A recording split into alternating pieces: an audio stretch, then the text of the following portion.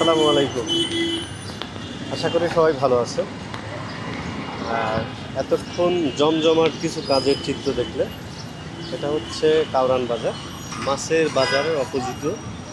দেখেন কত বড় ফুটপাত, কি সুন্দর করে রাস্তাটা করা হচ্ছে। কিন্তু দুঃখের বিষয় হচ্ছে, আমার পিছনে যে দোকানটা দেখতে পাচ্ছেন, পিছনে কিন্তু একটা দোকান, রেস্টুরেন্ট দেখতে পাচ্ছেন, যে টোটাল জায়গাটা কিন্তু ব্লক করে রাখা।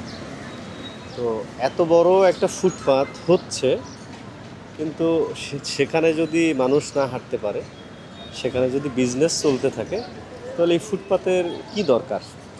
এইখানে রাস্তা থাকাই তো ভালো ছিল। এই রাস্তা হলে আর আমাদের জ্যাম, গাড়ি চলতে সুবিধা হইতো, সব দিকে ভালো হইতো। কিন্তু এত বড় ফুটপাত থাকাকালীনও আমাদের রাস্তার থেকে হাঁটতে হয়, এটা হচ্ছে দুঃখ। আর এখনও সরকার পরিবর্তন হলো, সব কিছুই ঠিক আছে, বাট দেশের ভিতরের যে সিচুয়েশন, আমার মনে হয় না যে এগুলো কিছু পরিবর্তন হয়েছে। ঠিক আছে, যেখানে যেমন ছিল সেখানে তেমনই চলছে।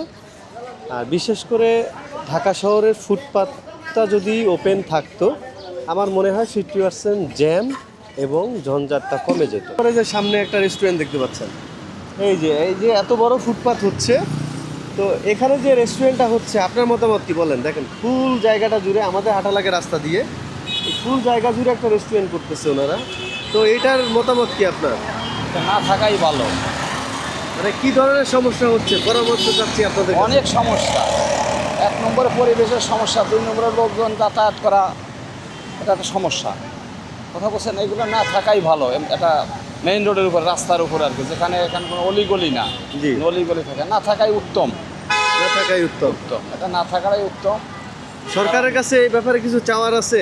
অবশ্যই স্যার, সরকার যেন এগুলো সঠিক নজর দেয় এবং তাদের একটা ব্যবস্থা করতে পারে তারা আর কি। এরা তো গরিব মানুষ, এই দেশেরই মানুষ, জি। এরাও যেন একটা ভালো ব্যবস্থা করে খাইতে পারে আর কি, কিন্তু না থাকাই উত্তম।